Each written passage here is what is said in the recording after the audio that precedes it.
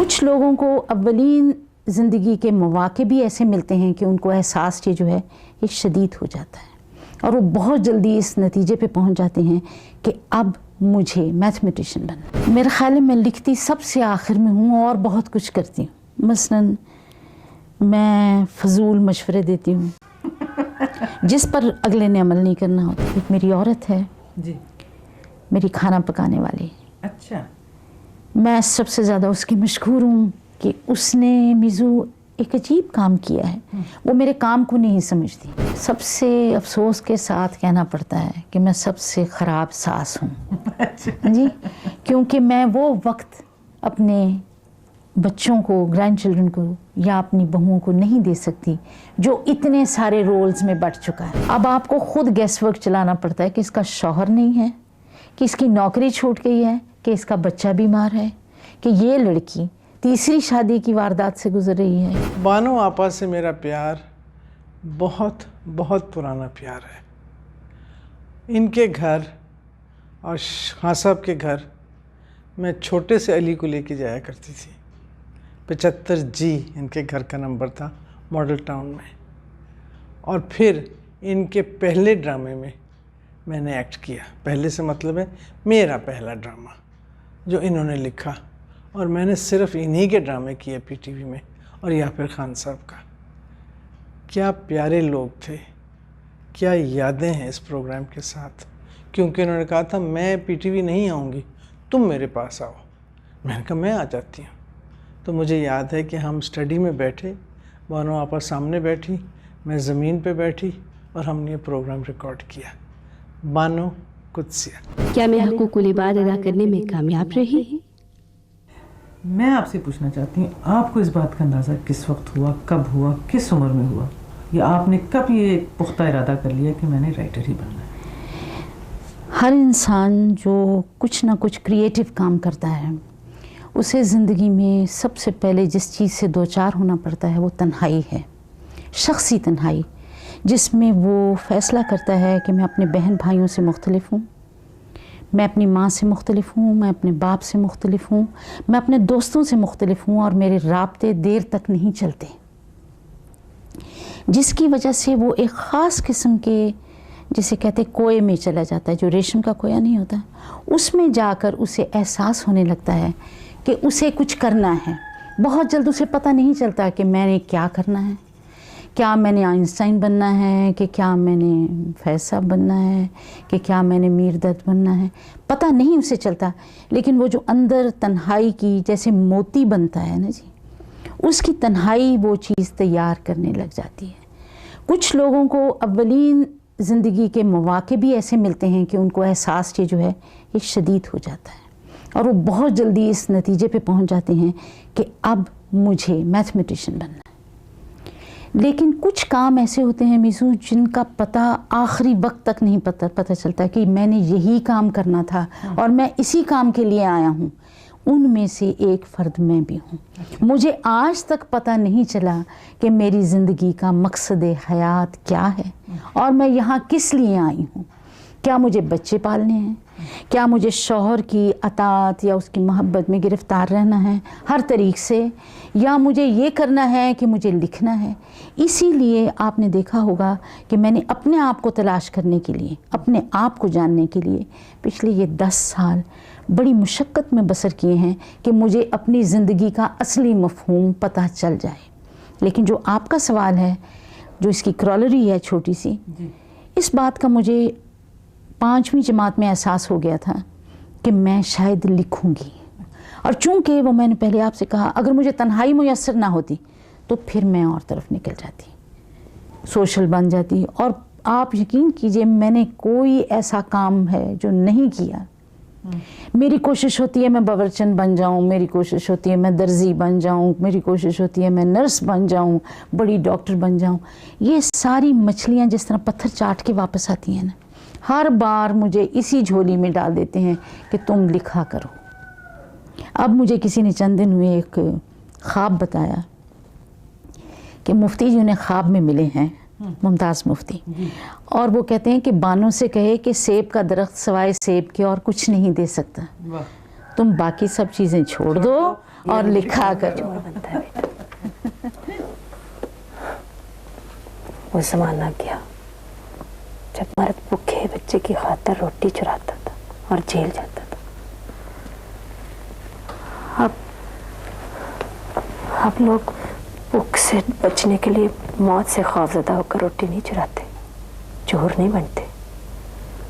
अब तो लोग मोहब्बत की वजह से अपने किसी प्यारे की ख्वाहिश को पूरा करने के लिए चोर बनते, स्मगलर बनते। ख्वाहिश पूरी की जाए तो मोहब्बत करने वाला सच्चा है, वरना मोहब्बत झूठी। मेरे ख्याल में मैं लिखती सबसे आखिर में हूँ और बहुत कुछ करती हूँ। मसलन मैं फजूल मशवरे देती हूँ जिस पर अगले ने अमल नहीं करना होता। मैं दूसरों की ज़िंदगियों में दखल अंदाज़ी करती हूँ जो भी गलत है। लेकिन करने से बाज नहीं आती। नहीं, करने से बाज नहीं आती हूँ। इंसान मजबूर होता है इन बातों। फिर मैं गलत सलत खाने पकाती हूँ, एक्सपेरिमेंटल फूड जिसे कहते हैं। वो भी किसी को पसंद नहीं आता लेकिन मैं पकाती रहती हूँ। अच्छा, इसके अलावा मैं घर साफ़ करती रहती हूँ जो साफ़ नहीं होता, क्योंकि हमारे घर में लिखने का अंदाज़ और पढ़ने का अंदाज़ बड़ा मुख्तलिफ है। 22 किताबें आपको इधर मिलेंगी, 24 उधर मिलेंगी, ये सफ़ा नहीं हो सकती, नहीं हो सकती। और छोटी अशिया हमारे घर में इतनी ज़्यादा हैं बड़ी अशिया के निस्बतन कि सफाई नहीं हो सकती। फिर इसके अलावा मैं कोशिश करती रहती हूँ कि अपने रिश्तेदारों के हकूक़ अदा करूँ। हकूक़ुल इबाद वो मैं कभी अदा नहीं कर सकी।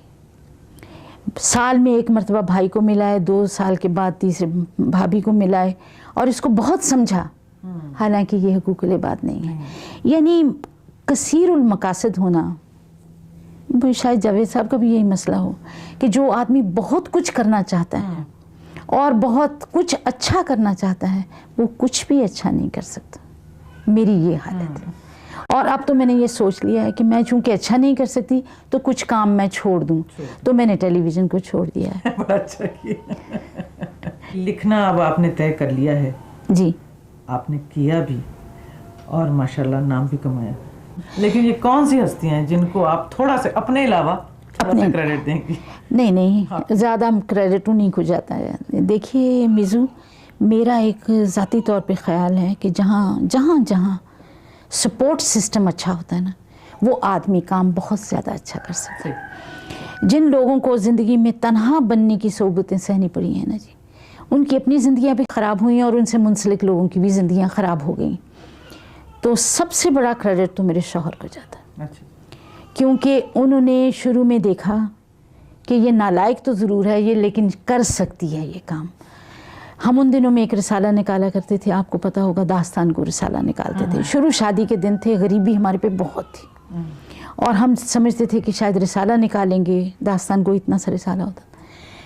तो उन्होंने मुझे कहा कि जब कोई ऑथर एब्सकॉन्डर हो जाए और मजमून ना भेजे तो मेहरबानी करके आप एक सूडो नेम से उसके नाम की कहानी लिख के भेज दिया करें। उन्होंने हमेशा जब घर आना और मुझसे पूछना कि तुमने कितने सफ़े लिखे, ये कभी नहीं पूछा क्या पका। अच्छा। ये कभी नहीं पूछा। अच्छा। आज तक उन्होंने कभी नहीं पूछा क्या पकाया है, हम क्या खाएंगे, बच्चा ठीक है नहीं है। पहला सवाल मेरी ज़ात का करते थे, आज तुमने कितने घंटे लिखा और कितने सफ़े लिखा। पहले मैं भी किसी की ना सुनू थी, पर अब जो हो सो हो। तो मैंने सच सच बता दे, अरे कौन बेली बना उसका इतना पक्का। देख चुनी, मुझे पता है कि तू वल फरेब पसंद नहीं करती। पहले पहले तो दूजी माँ अच्छी थी, फिर सरकंडों से मारी थी। नील जुदा पड़ते थे, छलत्रे मास में अलग रह जाने थी। फिर वह इतना रोए थी, इतना रोए थी, इतना रोए थी कि इतना रोए थी।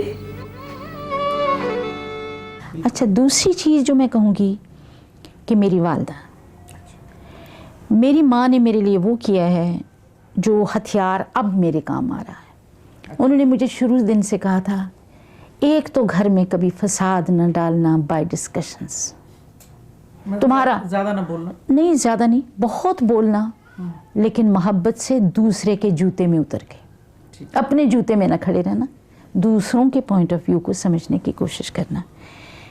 ये भी गालिबन उन्होंने मुझे बाद में कहा, जो पहली बात उन्होंने मुझे ज़िंदगी में सिखाई जब मैं अभी 10-12 साल की भी नहीं होंगी, वो मुझे कहती थी वक्त ज़ाया मत कर।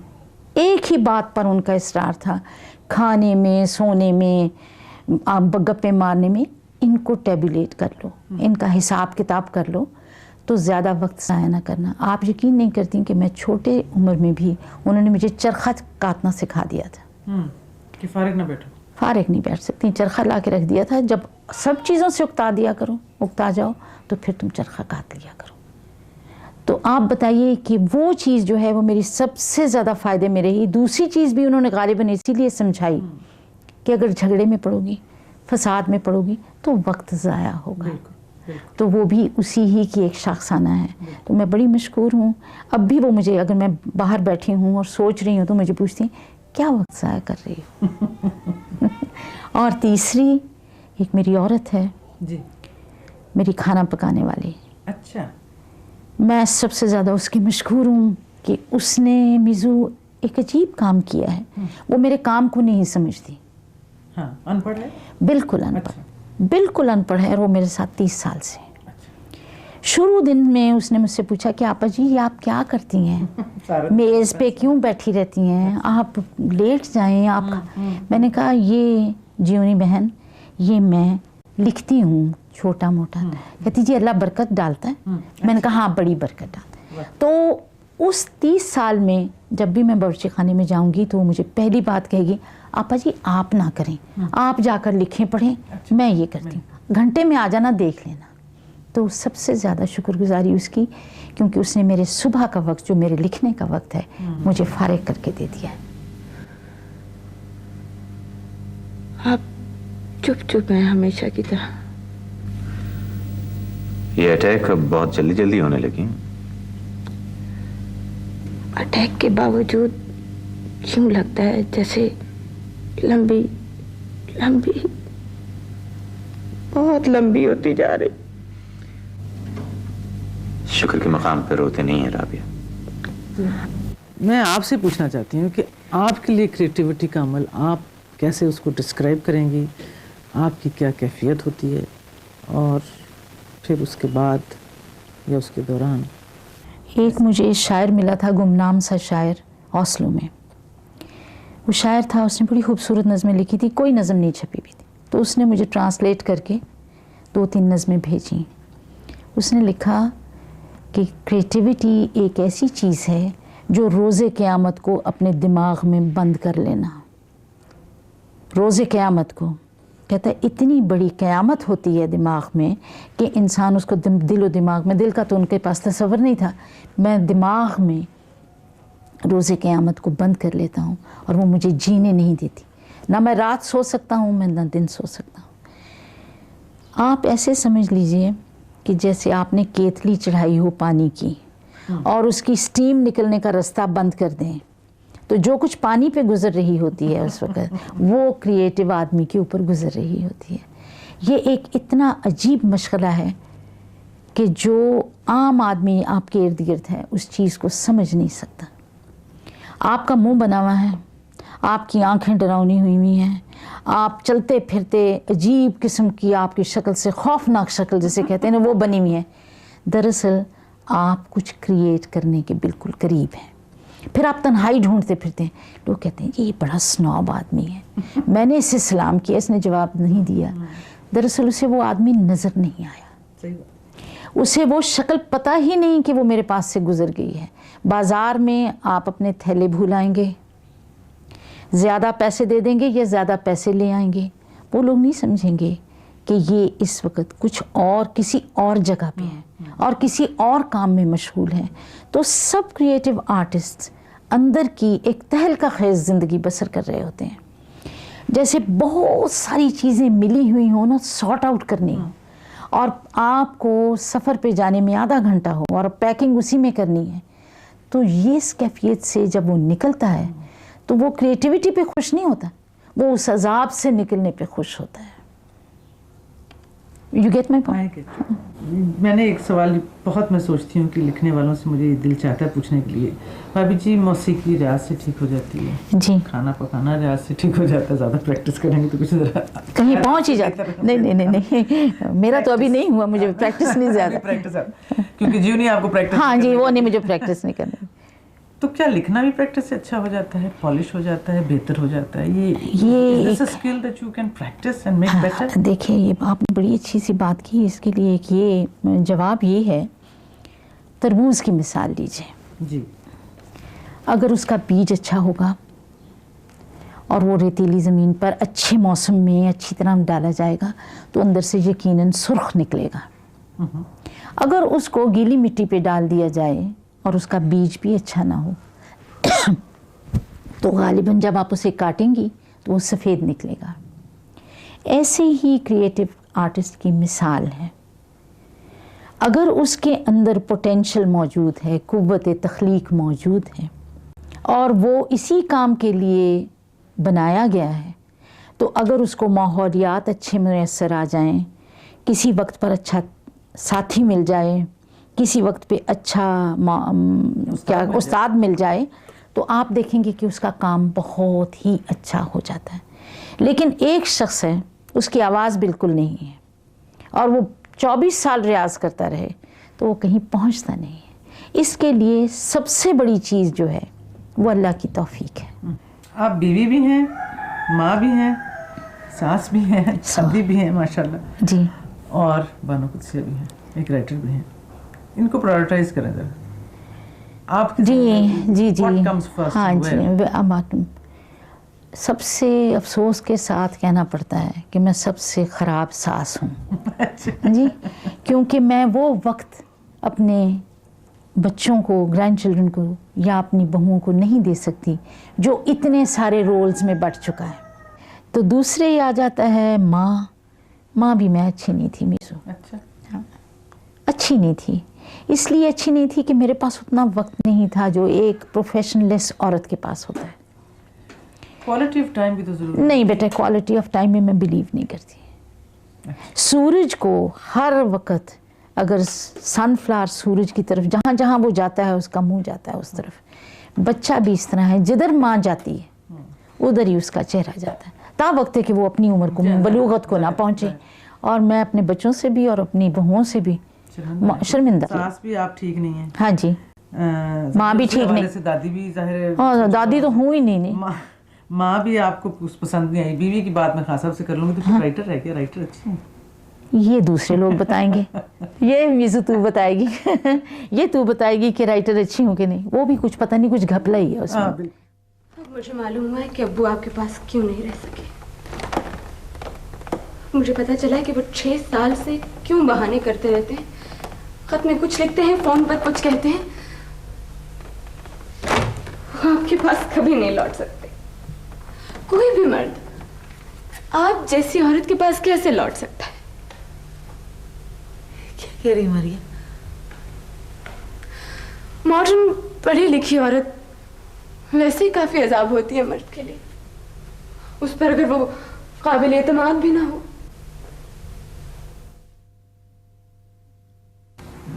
اس فیلڈ میں آ کے اب میں رائٹنگ کی بات کر رہی ہوں, جی, میں آپ کی کبھی کوئی کسی وقت کوئی ریگریٹ؟ جن لوگوں میں احساس کمتری ہو, مجھ جیسے لوگوں میں, تو وہ یہ سوچتے رہتے ہیں کہ کام تو ابھی کیا نہیں اور گھنٹی بج گئی ہے جانے کی, تو اب کیا بنے گا. بڑا کام نہیں ہو سکا میزو. اور میرا خیال ہے یہی وجہ ہے کہ کثیر المقاصد ہونا, بہت سے کام کر لینا اور کرنا چاہنا, یہ خرابی ہے دراصل. What inspires you to write? What is it?